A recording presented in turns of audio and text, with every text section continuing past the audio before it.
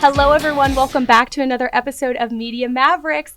Last week, it was just Dominic and I alone in the studio, but we did have a nice, friendly band who was more than happy than to blast their drums and electric guitars while we were rolling. It was so loud. It was fun, though. And then now, cut to today, we have nothing but people in the room, people in the space. We're sweating our asses off. Jojo's back from Dayton, Ohio. She was on set. You can call me Butch. Okay. And Connor was also on a shoot that day, and we have him back. And more than that, we have our first in-person guest, Adam. No pressure. Yeah, no pressure. I'm Dina. Shakira. I am Butch. I'm Jojo. Come closer to the microphone, please. Say I'm Jojo. There we go. I'm Jojo. There we go. And I'm confused, but I'm Adam.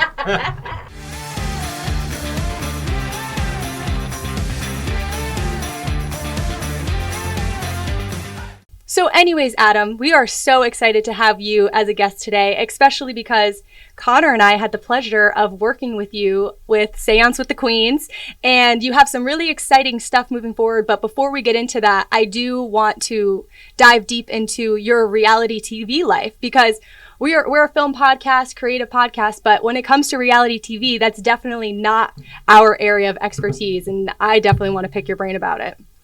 So, how did you first get involved with reality TV? So it's funny, I tell people, and I've gotten made fun of for this, but I used to actually watch, I remember being like 8 or 9 years old watching The Real World Miami on my uncle's couch in Florida, and just falling in love with these characters and like seeing like how, I guess that was like the infancy of reality TV kind of, it was like the real world and as it was growing, and I just fell in love with the idea of, and now I realize this at 44, like it's storytelling. Like I love the art of storytelling, and that's really what filmmaking is, but reality TV to me is like a different type of storytelling. And like when I was a kid, I used to see these people living these fabulous lives in Miami and this drama, and I was just obsessed with it. And I was like, it's so interesting. And being a kid from the Bronx, I was like, we didn't have a lot growing up, so it was like an escape for me. So I was like, I want to be part of this world. I want to make this like my world and create my own worlds with it, No, absolutely. And it's crazy because with reality TV, I started to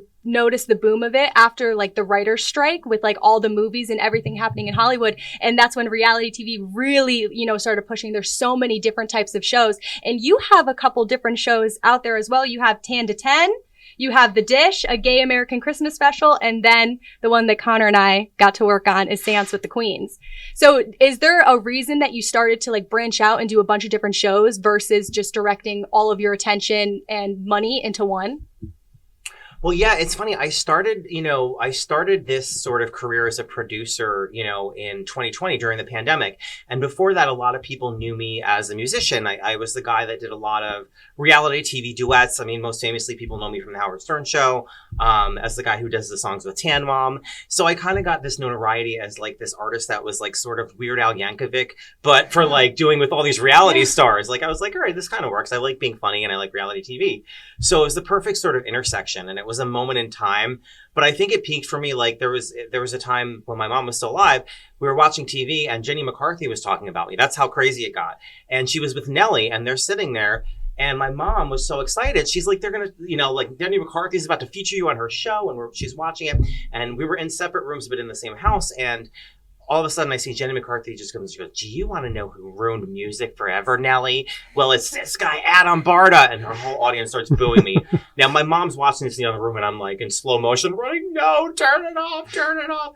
And it's too late. She's already got tears in her eyes and she's just like, why are they saying these mean things? And Nelly's like, his hair is horrible. So I was like, yeah, I have beef with Nelly, a weird factoid about me. So, I got to the point where it just was like not palatable for me anymore. And I was kind of like, all right, this is fun, but people aren't really getting the humor in it.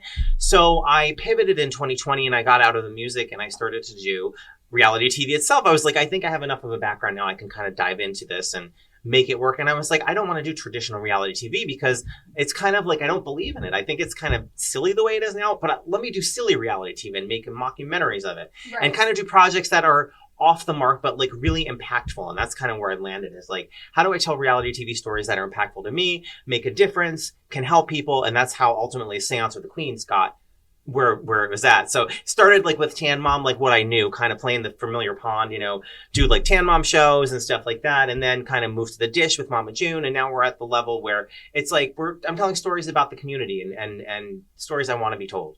Can I jump in here? Please. So I'm like a little bit in shock because we're in West Palm Beach in a podcast studio. Right now, there's currently 2 shows happening here, right? And there's this one, and then my daughter's Life at Dreyfus podcast. And the last podcast, one of her co-hosts was just talking about how her brother was on the Howard Stern show for dating Tan Mom. And I'm thinking, how freaking ironic is this that Tan Mom is like a topic in both podcasts happening, and I'm just like kind of blown away. Does she live here, I'm hoping, or is this just pure coincidence? No, this is pure coincidence. Wow. So she actually, she does live here. So she's running for Senate, actually, the U.S. Senate, and I'm one of her campaign managers. Yeah, so this is a whole separate career that we can. So Donald Trump paved the way for Tan politicians. Yes, okay. He absolutely did, and she's voting for him. I'm not, but I don't want to get political here, but at the whole thing, she's running for Senate, and she's kind of trying to show that it's become a mockery a lot in politics and this was a good intersection for me and why I agreed to be her campaign manager, because I'm like, all right, now we're it's almost like art, right? Because we're making a statement how ridiculous things are, because she's bringing up serious issues in this comical way. And I think that's where I wanted to resonate with people and question, what is really happening? So, and she's made a lot of waves. She's about to have a big announcement, or we're about to have a big announcement with her campaign in the next few weeks. God, so help us. Stay tuned. TMZ's waiting for the news. So. Nice. TMZ. Nice. Wow. All right. Sorry for that interruption. I'm just kind of like was blown away that this just happened. Who's the co-host? Yeah. Which one? Capri. Really? Yeah, Capri's brother dated Tan Mom.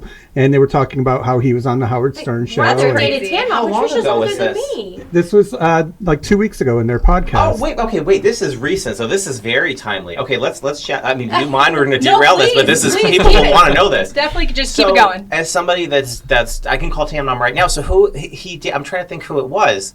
His name's Cole. Cole! Oh my gosh! Yes, you know Cole? Of course I know Cole. Oh my goodness! So Cole. How is it we're in this little city and just 2 podcasts happening, and Tan Mom is completely separate? So I'm gonna spill a lot of tea. Let me make sure I don't get in trouble. Before I got to be careful. Like you gonna say. I'm gonna be getting the text later from Adam being like, "Wait, can you cut that out? Can you cut that out?" Those lawyers are gonna sue me. So what happened was we were filming the reality documentary 10 to 10, her reality series, which is on Tubi right now and it's on Amazon Prime. 7-episode series. We were covering her transformation makeover. Right. And at the time, the Howard Stern show had wanted to come through and film her for their show, but they didn't want us filming anything for our show. So we didn't think it was fair. We're like, well, we don't want you to, you can use our content, but we can't use yours, kind of thing. So where we left it at was they were just going to film with her on their own. And at the time, and this brings in our producer, Greg Maliff, who we'll get into later, he was an amazing guy, was I think, there was a whole thing where he was a love interest for her, and it went awry. He's gay. He has a husband, and it's a whole thing you can watch in the show. Okay. But Cole got involved because this was going to play out on the Howard Stern show in real time. But the Stern show didn't want us to film it and then film it at the same time. It was either us or them. We're like, well, we're going to do our own content. So they were like, just have a faux boyfriend and that's how Cole got involved. He was sort of, and I think that, and when I say faux, I mean just for that purpose of the show. Like I think they did go on a date and they were romantically, but it was kind of like, we need somebody to play her boyfriend on the Stern show now because Greg can't do it because he's on our show. So. Breaking news at the Subculture Studios here. No, it is crazy, especially because you have a whole show about Tan Mom and now you're running her campaign. That is just next level, moving up in the world type shit. And if you watch the episode, and this is like a good teaser to watch, people to go watch it. It's on Tubi and Amazon Prime. I know I keep saying that, but it basically you'll see how Cole fits into the Greg role. But Greg was basically supposed to be Cole. And there's a shot where we're on the phone with the Stern show, but we couldn't use any of it. So we show our reactions to her talking to the Stern show, and it says like she's on the phone with a famous radio show. That's what it says. Are you kidding? Wow. They don't let us use a picture, so it was kind of like, I remember the stuff with Greg and her. They were like holding hands. Yeah, it's all in episode 1. Yeah. I remember. So, Yeah, it was, and a shout out to our amazing producer Greg, who was so amazing to work with and just makes magic with us, and we just love him. And love you, Greg. He endured having to date Tan Mom on screen, sort of, and kind of deal with that nonsense. So. No, honestly, I loved, being able to work with you and Greg that first time, with Connor. Connor, I almost kind of want you to paint the picture of what it was like, going on set with Sansa with the Queens and how Jojo kind of connected us to it. Okay, so where do we want to start? Like, where are you starting with this? Your hair. We'll get to the hair, but kind of just let's start. Okay, so at the end of the day, Connor and I we're the camera people. That's kind of where our mind goes. So let's start with the troubleshoot of that day, and keep in mind, people, audience, troubleshooting is probably the most annoying part of the job that we do. Like today, as you can see, I'm sharing a mic with Adam today because that's just how it goes. And when it's showbiz, you just got to make it work and you roll with it. And that's kind of what Connor and I did the day of Seance with the Queen. That is what we did. Right. Because everything was going smooth. Like when we got there, setting up everything, getting the cameras going, hooking up the mics, everything. And we started rolling with the Black Magics, and I was thinking about it. I was thinking about it last week, I think, and I was wondering what really could be the issue. And I think it was something to do with the memory, the SD cards. That was the It was problem. definitely the SD cards that were the problem that day. I actually, in the middle of the seance, I just wanted to talk to Adam so badly because he's the director of it. Jojo was the EP of it. We were the camera people, and it was the middle of a seance. For people who don't know what a seance is, Sarah Spiritual was straight up speaking to the spirits to, give messages to a whole table of people. That's not the time to be like, I'm having a camera issue right now. Yeah. That's just not the moment for it. And I straight up took the SD card out of the camera. I made sure Connor was still rolling because we were not missing a single piece of that footage.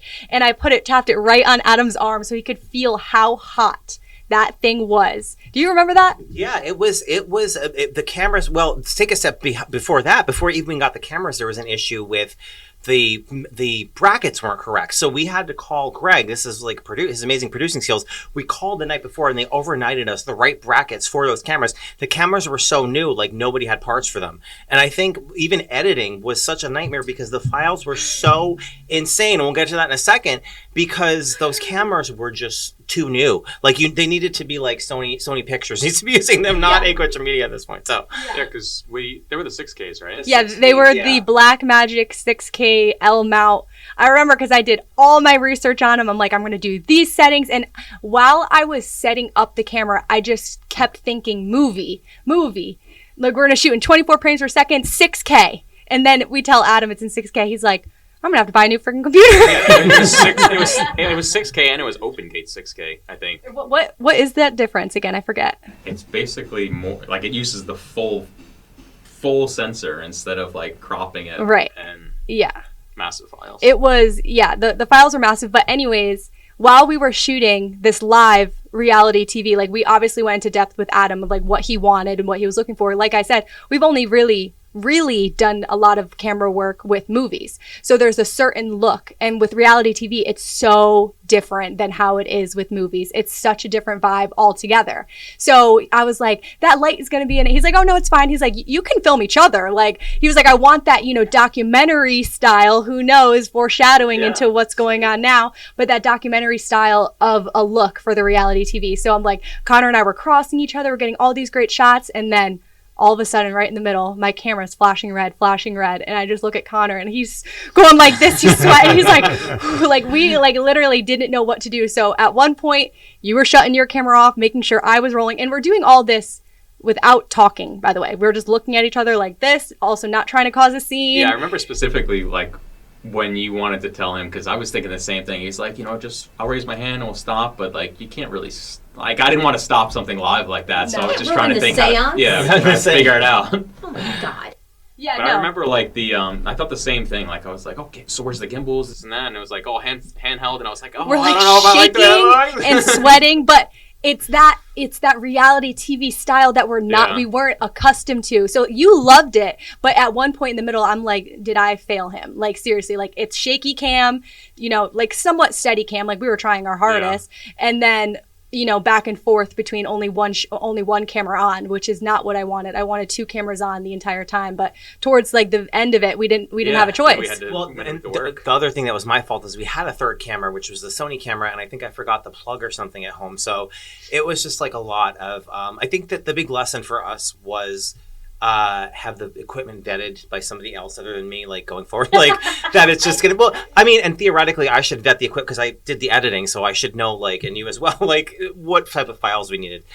It was also, I think, availability with the cameras. It was just like a lot of moving parts, but what ultimately worked was that you didn't want to, and I knew this from the first episode because when we filmed the first one, something really special happened, and there's a big moment. I don't want to spoil it. It's in the documentary. It's in the series as well, where something happens in the middle of the seance, and everybody's just like, "Oh my god!" and it's chaos, But I love the rawness. A lot of people love that rawness. The scene where Jojo, there's a very impactful, powerful scene with Jojo. There's a couple, and you just don't want I don't mind like the shaky because you don't want it to feel like it's fake. You want it to feel real and gritty and raw, and like somebody's just picking up a camera and you're just watching it play out live. You don't know what's going to happen next, and I think that kind of works. So. Yeah, I will say I was never a skeptic when we were going into, Seance with the Queens with Sarah Spiritual, especially all the information that Adam told us about Sarah. She won the Powerball 50 times or something like that? Pick 3. It's the pick 3. No. Oh, the pick 3. Sorry. Pick 3 and pick 4. I truly don't know the difference. I don't gamble. There's 3 numbers, 4 numbers, or 6 numbers. She's done the pick 3 and pick 4. That's where she's won. Okay. So I feel like it's not always just being like a full-blown psychic, but having the feeling of different vibrations and energies is what she kind of explained on the show, subtly. And some of the things that she was speaking about on the people of the show, I couldn't even believe that she knew. Like one of the guys, I'm not going to say too much, but one of the guys, he wasn't even supposed to be there that day. So there was no way she could have known the things that she knew. And that's when I was like, this is wild. Yeah, it's I mean, the thing that's like the most captivating to me, I think, with if you want, because mainstream America has the attention span of a second. So to capture their attention, I think the fact that this woman has won the lottery over 500 times, she she texts me weekly, "Oh, I won again. She's not won the mega millions, but she wins this pot. It's like a few $1,000s, few $100s, whatever. I mean, to me, that's incredible because the odds of a single person doing that in the course of a lifetime is, I don't even know. It seems like a zillion to one. And the fact that she can say yeah, I'm going to win the lotto this week. I'm going to pray and figure out the numbers.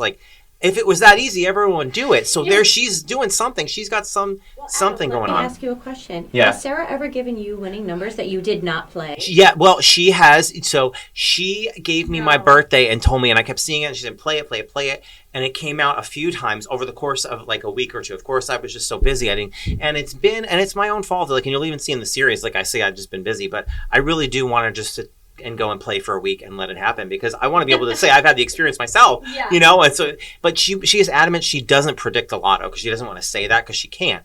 What she does is she wins the lotto by getting the numbers from spirit, however she does it, so I think that's an element of her proof. And I think also the thing that separates her out from other psychics is that she does pull on these random things that just there's no way to know. There's just no way to know this stuff. So, it's not I've heard stories of psychics where they wait in the audience and they mingle or people listen for clues or this and that and everything. We're a small production. We don't have any of that. So it's not like Sarah met any of these people before she came in with them.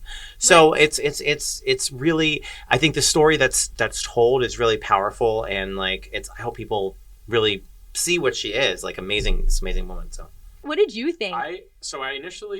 I've been to a psychic before when I was in, really? in Salem when I went up to Massachusetts and did it, and they told me some stuff that no one I never even talked to the guy, so talked about my grandfather and stuff, and so I don't know, when I showed up I had a little bit of reservations, but I still kind of believed in it, and then as it was going on I was okay, there's no way that this is she has to know something. Yeah. And Jojo, your experience too, there was a lot said and it was very emotional for you, kind of like Adam said, and you have to be a believer or no? I don't want to be. Why? I've always been one of those people who was that's all crazy. It's just Psychics? Hocus pocus. Yes. I'm a rational person, and to me that's not rational. That's the way I was until I went up there and like he actually like read And something about that. I don't want to say I'm 100% a believer. I can't say I don't believe. Right. I totally hear you. And My rational brain is very Mhm. strong, and it fights a lot with my other. Is it something that I have no experience whatsoever? The only time my friend and I were walking by and a psychic tried to get us to go in there, and my friend's like, sorry, we don't have any money. And she said, yes, you do. You have a $20 bill in your wallet. And he did. So we ran away. But, that's my closest experience I've ever had. That's But not bad. how yeah, that's not bad. how does it work is insofar as like, do you have to believe in order for it to work? One of No, those things, because I or- didn't. No. Yeah, I don't think so because I mean the way I kind of went in, like I said, with reservations, but like as I was looking through the camera, seeing people's like reaction, like they it just didn't look like fake reactions, you know. Right. And I that's didn't the believe They look birth like of genuine. reality TV. But don't you think some of reality TV, especially the big ones, have to be scripted in some sort of sense? Well, the older ones, obviously. But like even now, like you have the most experience with reality TV. Connor and I firsthand got to see true and like honest reactions from these people. Like none of it was fake or edited or anything. So we get to see the inside scoop. But I feel like a lot of reality TV is kind of scripted. I wouldn't use the word scripted. What the word is, or the buzzword that is, story produced. So like scripted is like, here's your lines, Dina, like go in there, you're going to have a fight with Jojo, you're going to, punch her in the face like Snooki and, go crazy. It's more story producing is kind of like finding the elements of what the story are. And this to me is what reality TV should be. And I think most of it is at the core.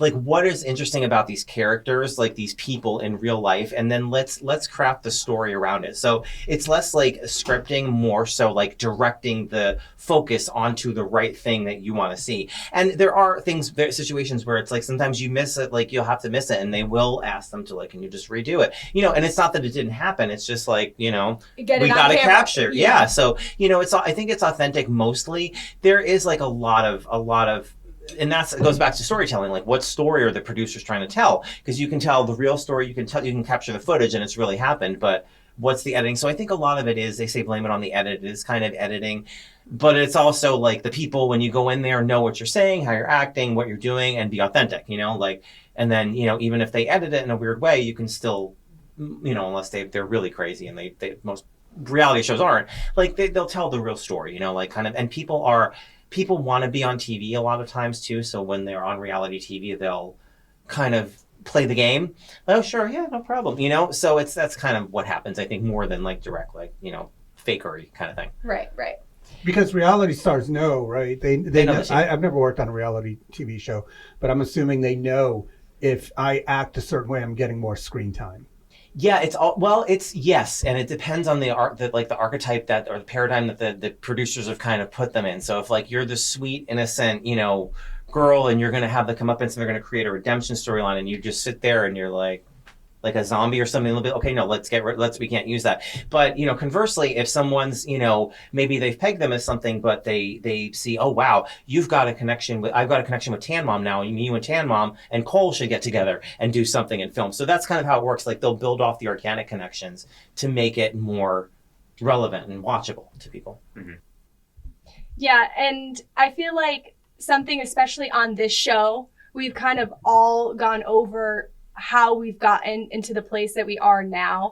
And I feel like there are certain steps, and because there's definitely like a young audience that like wants to learn like how to get into the film industry, how to get into the reality TV industry. And luckily for Connor and I, we got a little sliver and taste of it through Jojo from just working on set. And, she watching the way that we work, and she liked the way we worked. And she was like, listen, I trust these two people like to, help build something that is so beautiful. And that's just kind of how we got lucky. But I kind of am curious to, go backwards a little bit. And what was your first type of job that brought you into this world of like not even so much reality TV, but like, did you do any camera work? Like, what got you in this realm? Because it is a very creative job. So I would say don't follow my model for doing it because I did it wrong. It took me like 20 years to get where I'm at. So like, talk to me now. Like, don't look at what I've done. I would say I started out as a musician and I was in a couple boy bands, actually that kind of didn't go anywhere, but it led to Off-Broadway Theater in New York, which led me to do music for all those years. And then in 2012, I met a manager who at the time was managing Octomom. If you remember the Octomom, the woman that had like 8 kids. And she was like, it was like 10 years ago. I know, I gotta stop. I'm like, thank you. I just sit on your hands. Okay? I know, I'm like, well, you could talk to, not the table, not the, I ripped Connor a new one on the first episode because he was like, all I did was hear it. You're here. Yeah. Okay. So yeah, Octomom. If you remember Octomom, she had like 8 kids, and she was. Oh my god! Yeah, yes, Octomom. She was kind of like John and Kate plus 8 type show. Yes, except she was by herself, and she was very eccentric, and then she was doing all this stuff. Well, she wound up partnering with me. We did a song together. That was all over. That was the first time I ever got on TMZ and everything, and kind of gave me a taste of this like viral reality TV world. And then the next thing I know, I was doing songs with like Farrah Abraham and Tan Mom and the Jersey Shore people and the Housewives, and it led me to all of these sort of duets with these reality stars. So I was always kind of on the periphery looking in of reality TV, like, oh, that's so cool, like I get to do a song with you, but I never got to really be part of it. And then in 2017 I wound up on the TV show Dr. Miami, getting my facelift, whatever it's called, makeover. And that was like kind of my first reality TV official appearance in front of the camera. Wait, I'm sorry. I heard something about Jersey Shore. Like, you need to elaborate. Like, what did you do? You see the face. What? Like, I need to know everything. You don't understand. I'm from the north. This is scalding hot tea, and I'll unload this if you want, because I cannot stand her. Wait, what? All right, our ratings are about to go up. I don't care. I really don't care. So I used to be good friends. I wouldn't say good friends. I was friends with Angelina. And you can go back and see from 2012, we've done, Google it. Sorry. Google it. See, like, Angelina. You can Google it. We kind of did a lot of stuff together. We, at one point, we applied to be on The Amazing Race together. That's how close we were. And they were starting up Jersey Shore Family Reunion, the second reboot or whatever it was. And she wasn't on the first couple seasons. She was like calling me every week, like, oh, I'm so upset. I wish I was on it, da-da-da-da. And, at the time I was talking to one of the producers there, the executive producers, and I said, hey, Angelina's been talking to me. Like, were you still interested in her or whatever? So she's like, yeah, of course, we would love to have her back. So I went back and I told her, Angelina, just call Sally, call this woman, they want you back or whatever. So sure enough, she called them and the whole thing happened. She got back on the show and I was like, that's great. And she asked me to do photos for her, like to the press, like put out some photos of her wedding engagement to the press. So I got the photos, I put them out, OK Magazine ran them. They're like her best friend, Adam Barta, gave us these photos, blah, blah, blah. And that was it. And I was like, okay, great. I think they pay for these photos or whatever it is, like you get money for them. So she got like $250 for them. I was just like, I don't care, take the money. I didn't need the money at the time, especially I was just working. And so it took them like 6 months to pay the money. But Angelina thought that I kept her $250. So for 6 months, she was threatening to sue me. She was defaming me. She was having people call me as her manager, her lawyer, like telling everybody I stole money from her, blocked me on all this social media, and then got back on the show and just like completely, that was the last I ever heard from her. Like just blocked me. So I think she's $250, honey. You can keep the $250. Keep the $250. And she was horrible to work with. Like, ask anybody. There were about 50 people on set when we filmed a music video called Serendipity. There were about 50 people on set in the middle of New York City, Times Square, 50 degrees in February, and she was like 5 hours late. So like that's the type of person she is. Like I don't have any respect for her. I think she's horrible. Like she was like, it just hurts because like we were friends, and for a friend to turn around and accuse you of something that like petty, like give me a break. Okay, hold on. I'm sorry. I'm freaking out right now. I feel like Dina's a Jersey Shore fan from her reaction. Okay, right? no. First of all, the fact that you're like you were friends with Angelina is actually fucking insane. Really? Insane. Who's Angelina? I've always know who Angelina is. No. Literally. I've always hated Angelina's character. Keep in mind, I'm watching it off the screen. Is this on red carpets? Oh my We've God! done, like, so much together. Like, let me Adam! We've done, And I have no clue who this person is. No clue. Do you don't either, really, Dom? I have no clue. Me who it- neither. Yeah, I do Oh! know. I do know of the show Jersey, Jersey Shore, and I Shore. know there was Oh, a guy this is for situation. TMZ. Yeah, the situation. Yeah, that's And who then I Pauly know. D, who's a DJ. Like I know, Yeah. I know. Like I Okay, think. so you know. Yeah. Yeah, Yeah, yeah. but I don't- Wait, you watched Jersey Shore, didn't you? Yeah. Yeah. But, Yeah. but was there an I've seen Angelina before. on it? I don't Of course. remember. So okay. Yeah. So I've never let me get seen the one story about episode. awful Angelina. So she was on season 1. Everyone fucking hated her, and she left. They brought in Dina, who was one of the meatballs with Snooki. I love Dina, spelled with Deena, I think.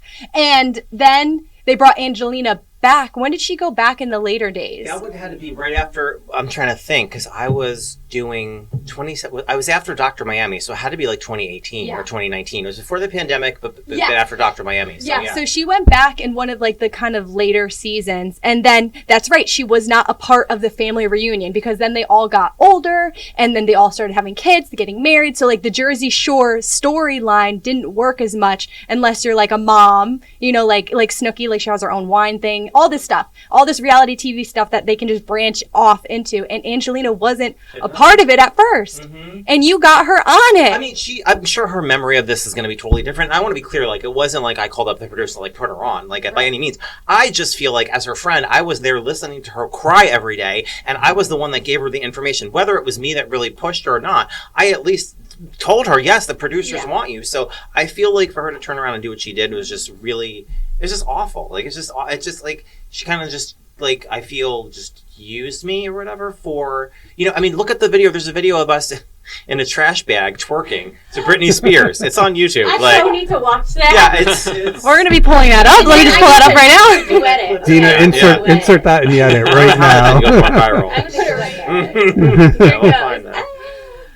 Okay, I'm sorry, guys. I'm fangirling. Like, truly, that Obvious. that is kidding. absolutely fucking wild. Wait, so now did the people, like the paparazzi or whatever the fuck, did they get the money to her, and did she feel like a total asshole? It was 6 months later because I could have easily just paid her out of my own pocket, but I'm like, I thought about the prince. I'm like, why am I going to pay her my money when I'm not even making money off this? I did it as a friend. Yeah, So you that's why I would've was been like, right. yeah, well, no, I would have just kept the money when they paid it. But I was like, I'm not her agent. I'm not her manager. I did this as a favor. So I sent her the money. It was 6 months later. And that was it. She never thanked me, never acknowledged it, never said, it's still blocked on her socials.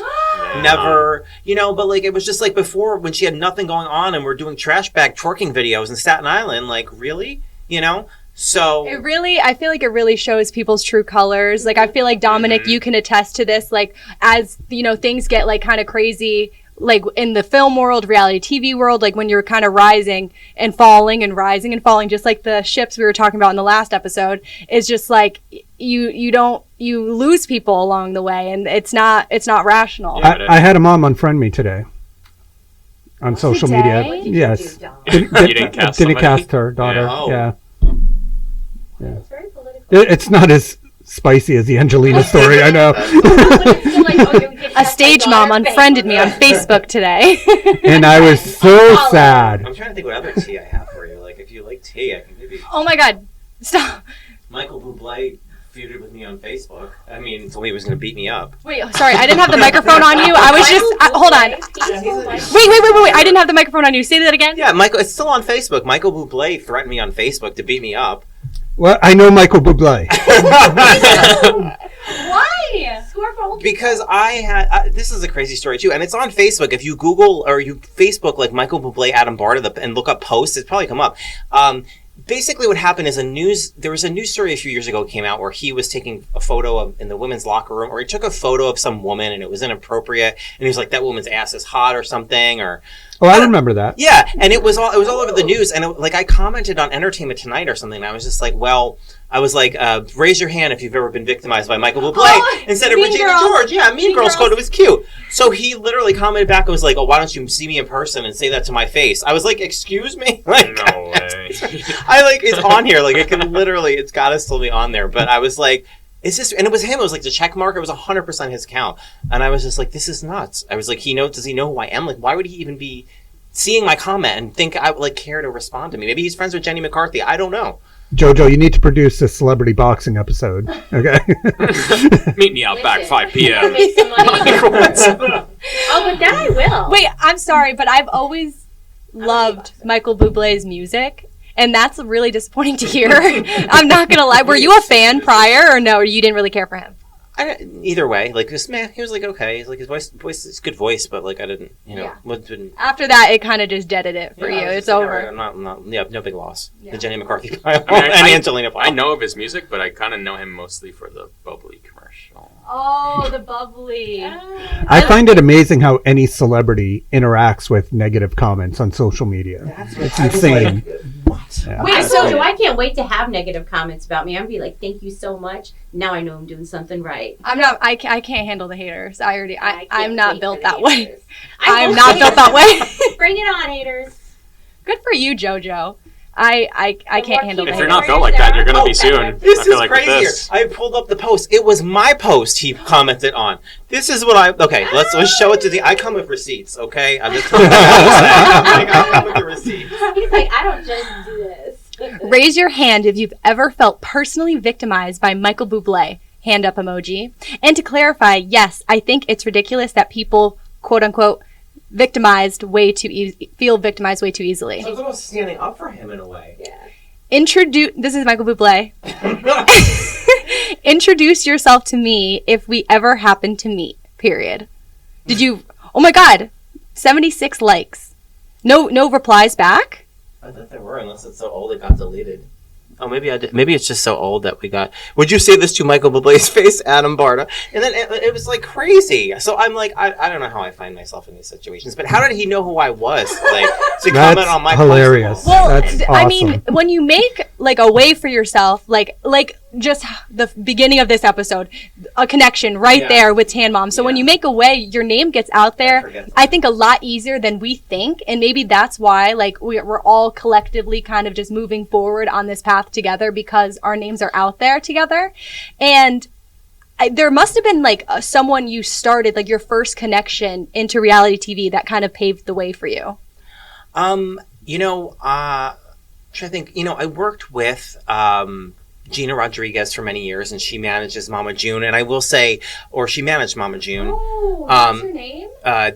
Gina? Yeah. Yeah, Gina Rodriguez. Yeah, she was the one who managed Octomom and Tan Mom at one point, and then introduced me to Mama June. And I will say, on the flip side of Angelina, June is one of like the true, genuine friends like I will have for life. Like we've been friends for 4 or 5 years. Every time I get animated, we've been friends for 4 or 5 years, and 10 years total. I've known her, but 4 or 5 like really good friends, and she's consistently there. Like she's one of those friends like that can like disappear for like a month and then she'll come there when you need her and be back for her. So like she's one of the good eggs, and I really do appreciate her in my life. Is there a way that like you kind of split up, work friends and personal friends? Because I feel like that line can really get crossed easily. And like at the end of the day, we are all coworkers, but we are friends at the same time. So like there is a line that could easily get crossed where it's like, hey, do this for me as a friend, or hey, do this for me as a job. And like that can be difficult in any type of career. It doesn't have to be a creative career at all, but that can easily happen. Has that happened to you?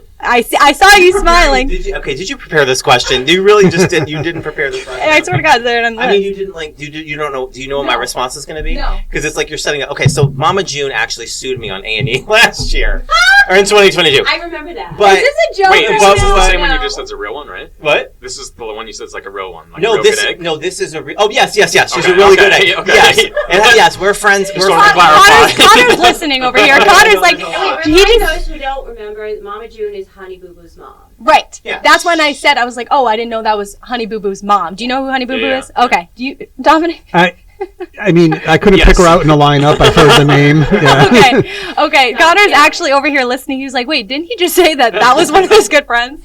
But so we were at this was like in 2022, I think this happened. So we are good friends now. We've resolved our differences. Okay. What had happened was, and this was the very first reality TV show that I really produced, which was called #The Dish. And what it was Mama June came and stayed with me for a month.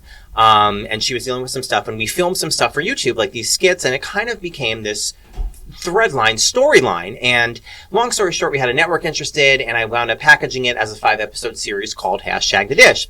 So June had, and I had in a contract, and she had signed it or whatever. And, you know, when the show came out, I have to think how to work this so I don't get in trouble. So the show came out, June wanted executive producer credit, which I was always going to give her.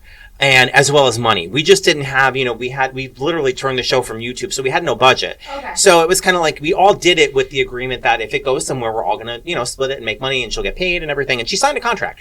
But it was kind of a thing like A&E was like, okay, there's a show, we need some big celebrities to come on and sue. And like, she was like, okay, I want executive producer credit now, and I want the money now. And I was like, I can't give it to you now. So we wound up on the A&E, which was like it was called Court Night Live, and it was basically like a live court show. Yes. Wait a minute. Hold on. She's like on overload. I see her brain going. Wait a minute. Are you talking Jojo, I'm about? starting to understand how extras feel in the background of a movie. You got a drink? Let's have a drink. Have some gubba. Cheers. We'll get back to you. Stop. Okay, hold on. So you were on one of those actual courtroom shows? 2 of them. Well, I was on Judge Jerry too, as well as Court Night Live with Mama June. It was the highest rated episode, I believe, of the series, which didn't last long. And Mama June won like $5,000 and executive producer credit on #The Dish, which she was always going to get. But she wound up winning it. Wait a minute, the dish is still going on though. It's we're working on season 2. We're currently talking. We have a call after this about season 1, little thing going on, but season 2 is in the works as well. But yeah, so Mama June got the credit because it wasn't a thing like it's not like I didn't agree she could get it. I just didn't have to give it to her. So I was like, all right, you know, if it go on court show and figure it out. So was your relationship immediately repaired, or did it take a while? And how did you repair it? It was immediately repaired because I was over it like already. I was like, whatever, win, lose, or draw. Like, I think she deserves this. It's just a matter of logistics. Like, I can't give it to you out of my pocket right now. So if the judge can facilitate that, and you know, whatever happens. So I was over it. And then she was, you know, she was fine. She didn't really care. So there's hope for Angelina still. No. No. I'm ready for celebrity boxing. If I could box a woman, I probably would. Oh, that's nice on. All I'm going to say is to end the court thing, so we don't put anything into the universe. All I watch on TikTok is the live courtroom things. Like, literally, that is what I live for, is when people take people to court and it's on TV. The drama ones? Like Like you Judge watched Judy. a nice one with that judge in Rhode Island who, like, lets people... Oh my god, I love him. He always, Because like... I like to watch those. Wait, so is this like a hobby of yours? Like, you just kind of do this? I'm going to say that's straight up my entertainment. Like, if you go on my TikTok right now, it's all judge things, and then it's a split screen of, like, someone playing with slime. Like, that is my... Oh, you're so grown up. That is my TikTok for you. Like, I can't even believe... Like, I would love to go on one of those court shows and, like, have someone, like, take someone to court. I wish I knew you a year ago because they were casting for it. Like, No, hardcore. I saw a casting for it today. Well, not the Court Night Live. That No, ended. not that but one, but I saw a casting one, yes. They're always yes, they like- do cast.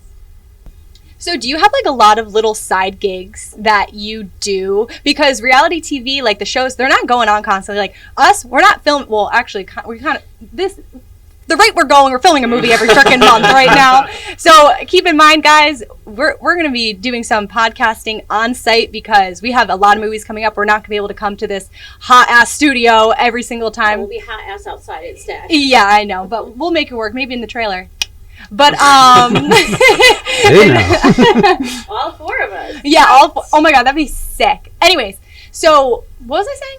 Oh, yeah. I don't know. Side gigs. We have to do side gigs because we can't always guarantee on a movie happening or like whatever it is. Connor is like the king of side gigs. Like he is like full octopus vibes, pulling anywhere he can. But reality TV is like a totally different side. Like, do you like pick up camera work, or like what do you do to help, like, you know, keep the ball rolling? Yeah, so it's well, first I want to say, like, you know, people, we just had the actor strike and the writer strike, and people are like, oh, why do these people need more money and blah, blah, blah.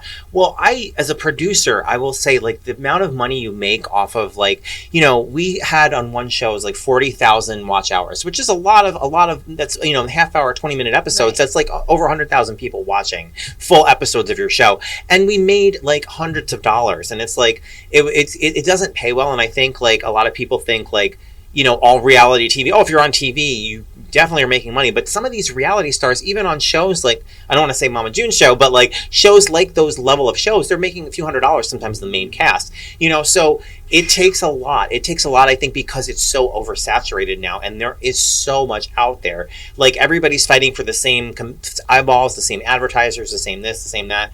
So I think that the model of reality TV is sort of shifting in that it's becoming more niche. Like people are finding what they want to watch and really just like finding their audiences. You have to really hyper target. I have a wonderful company called Equetra Media that I have a partner. His name is Greg Maliff, and Jojo is also part owner, I guess we would say. Yeah. So she's got a stake in it as well. But my creative partner, Greg Maliff, who you've worked with and love, he's just phenomenal. We have offer services, and we're working on this that we want to go back into the community really and start doing commercials and ads and stuff and promo spots for local businesses. So if you're in South Florida and you're listening, or even if you're an influencer, a talent, somebody that wants an intro, a video presence, and you don't have $5,000 to spend or go in a studio, maybe you only have $500 to $1,000, we can work with your budget. So we're sort of creating this sort of small, kind of like what you guys are doing, you know, on a small, even smaller level, I think, and more in like an advertisement space, you know, finding right partners and helping the community too. So that's kind of like, I guess, a good way to give back to the community and make money, because yeah, we need to have those hustles. So check us out. Yeah, no, and I appreciate you. It's fine, everyone. They know what's going on. I appreciate you saying that though, because I feel like not even just with reality TV, but the boom of streaming services that has curated over all of our little worlds. People are fighting for eyeballs. And with it on social media and all that, Connor, what are you going to say? Yeah, I have something that... Do I have to freaking train every single person in this room? That, Sit by your freaking microphone, people. Okay, so I have a question for you, and I don't know really how to word this and if it's going to make sense or not, but like, do you see viewership like on a downtrend through streaming services as opposed to like YouTube? Like, I know a lot of people are watching YouTube all the time. Like, I personally, that's mostly what I watch. It's interesting. So YouTube has billions of people. So YouTube is always probably, as far as eyeballs, is going to be the most, I think, watched platform. I forget the actual statistics on it. But I will say this, the streaming platforms are changing quarterly, it seems like, because, for example, Tubi was very hot and heavy and very good place to make money and for filmmakers, independent filmmakers, over the last couple of years. However, and they literally just rebranded today. They're rebranding. I think they're going a little bit more upscale, because what Tubi was doing was also kind of taking on projects like Everything. They were just putting it on there. It was kind of a step above YouTube, but sometimes the quality wasn't great. So I think they're starting to up their quality bar. And I think what's happening is YouTube, movies, and TV seems to be the place now. A lot of people are saying they're making money as filmmakers. So I think it's kind of like people are going from one to the other. I think it's the same amount of people, to answer your question, but I think they're just shifting where they're digesting their content. It's like some people are going to YouTube and YouTube TV. When I say YouTube TV and movies, I mean like the pay service, not the free YouTube, right? You know, versus Tubi. So it'll be interesting to see like where it winds up next year, because Amazon was also a big player, and it still is, I think. But I think even they're trying to figure out their role, like where Freevee is and where that kind of like how to capture that audience. So I think I just see it's the same pool, but just split off into like all these different segments, kind of. Are we watching this full thing? Are you allowed to watch the full 2 minutes and 12? This is just the trailer. Yeah, you can show this whole thing. Yeah. Come, visit us in the beautiful and sunny state of Florida, where everyone is welcome, even you.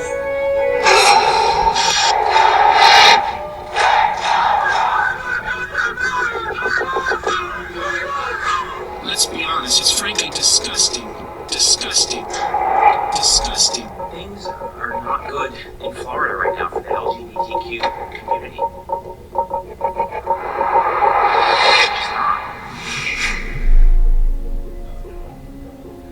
It was just a different type of feeling. It felt more liberating than usual because we're not going anywhere. You can't stop queer joy. Don't you cry.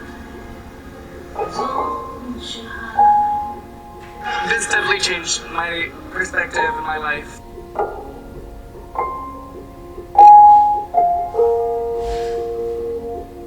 Sarah's spiritual. I say meeting Sarah Spiritual was probably one of the top 10 life-changing moments for my life. What place do we go? We are a spiritual oasis. I have hit the cash 3 over 500 times. For everyone here in this place, at Hamburger Mary's, we want you to know that you are loved, you are appreciated, and we are all one. Now I'm going to invite you all to just say one thing. When you say I am, keep going.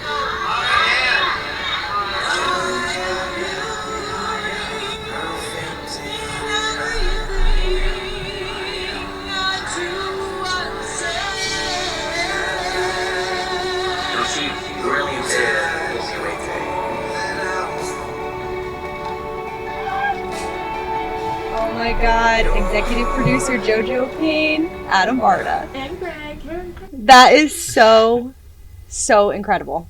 But I feel like editing like that just, and like how the movies, it just shows such a story versus, you know, just basic cuts, basic audio, and like it's an artistry. How long did it take you to do that? The documentary itself, I think took, I don't even remember now, a couple weeks, and I think the trailer took like a couple days.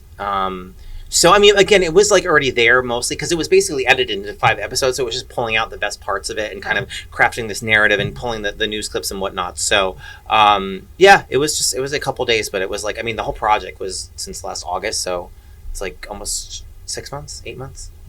You know, I could tell a completely different story than him or you. Like, everyone's got their own flair and their own goggles that they look through when they edit. And I really like that. But yeah, it was well put together.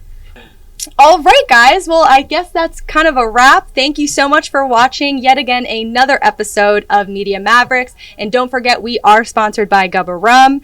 And Dominic, do you want to tell everyone who we're having next week?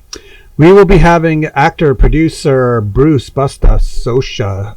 You'll see him on Netflix and a bunch of other streaming platforms. Great movies. He just finished season 2 of Gravesend. That's right. And a couple movies with us. And very excited to get Bruce in here. And hopefully it's a little cooler. Yeah. Seriously, I would hate to make that man sweat. Sorry, by the way, Adam, for sweating in here, but we opened the door, we made it work. And also, did you see that Bruce's Instagram? He was hanging out with Shaq the other night. Yeah, he part of his bucket list. He had a dinner with at where was it? Motorano's. Yeah, and with Shaquille O'Neal with Shaq. So we're gonna be getting all the tea from that because I'm just gonna lose my mind. Like, oh, you were just with Shaq the other night. What'd you guys talk about? Seriously, that's wild. But anyways, thank you again so much, Adam. And if you want to put any plugs or any things that you got going on, I'd really appreciate it. Yeah, of course. Thank you. Thank you guys first for having me. You guys are all awesome. I'm excited to work with Dominic. Is the only person in this crew I have not worked with yet. Yes. It's going to happen this year, so I'm excited for that.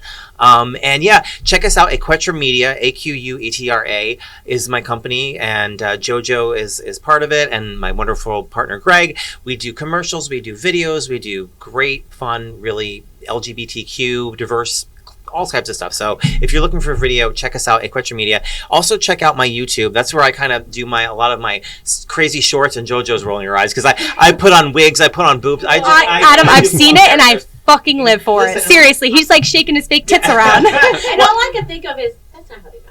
Well, I want to be clear. I'm not a drag queen. I'm horrible at makeup. I love characters. So those are like my character development. I wish if I could do makeup, I probably would won RuPaul's Drag Race. But I live like a monster. But so check out my YouTube.com, World of Adam Barta, and shout out to Chickens by the Lake, Michelle, Jethro, and Cindy and Marsha on YouTube. It'll make sense on YouTube for those people. And thank you so much, you guys, for tuning in, and we'll see you next week. I'm Dina.